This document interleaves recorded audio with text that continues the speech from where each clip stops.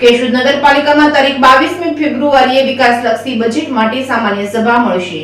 કેશોદ નગરપાલિકા કચેરીના સભાખંડમાં સુધરાઈ પ્રમુખ મેહુલભાઈની અધ્યક્ષતામાં આગામી તારીખ 22મી ફેબ્રુઆરીએ સામાન્ય સભા મળવાની છે, જેમાં મુખ્યત્વે હિસાબી વર્ષ 2024-25નું અંદાજપત્ર બજેટ રજૂ કરવામાં આવશે। ઉપરાંત ગત સામાન્ય સભાની કાર્યવાહીને બહાલી આપવામાં આવશે। કેન્દ્ર સરકાર અને રાજ્ય સરકાર દ્વારા વિકાસલક્ષી કામો કરવા મળવાપાત્ર ગ્રાન્ટના કામો નક્કી કરવામાં આવશે। કેશોદ નગરપાલિકાની જુદી જુદી શાખાઓ તરફથી રજૂ કરવામાં આવેલ રિપોર્ટ વંચાણે લઈને નિર્ણય કરવામાં આવશે। કેશોદ નગરપાલિકા નવનિયુક્ત વિવિધ સમિતિઓની મળેલ મીટિંગની કાર્યવાહીને પણ મંજૂર કરવામાં આવશે। કેશોદ નગરપાલિકામાં 36 સદસ્યોમાં સત્તાધારી પક્ષના ભાજપના 30 સદસ્યો ચૂંટાયેલા છે, કોંગ્રેસ પક્ષના 6 સદસ્યો ચૂંટાયેલા છે। તમામ સદસ્યોને એજન્ડાની નકલ પોથી કરવામાં આવેલ છે। આવનારા દિવસોમાં લોકસભાની સામાન્ય ચૂંટણી યોજવાની છે, ત્યારે કેશોદ નગરપાલિકાના સત્તાધીશો દ્વારા શહેરીજનોને શું ભેટ આપવામાં આવે છે એ સામાન્ય સભા પૂર્ણ થઈ અને જાણવા મળશે। ગત હિસાબી વર્ષ દરમિયાન મિલકત ધારકોને મિલકત વેરાઓમાં રાહત આપવા કારોબારી સમિતિના સદસ્યો દ્વારા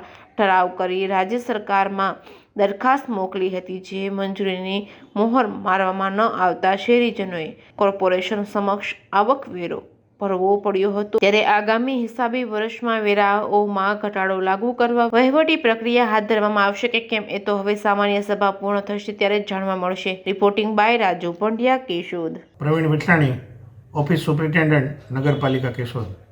કેશોદ નગરપાલિકાની એક સામાન્ય સભા આગામી તારીખ 22/2/2024 અને ગુરુવારના રોજ સવારના 11 કલાકે કેશોદ નગરપાલિકા કચેરીના સભાખંડમાં રાખવામાં આવેલ છે।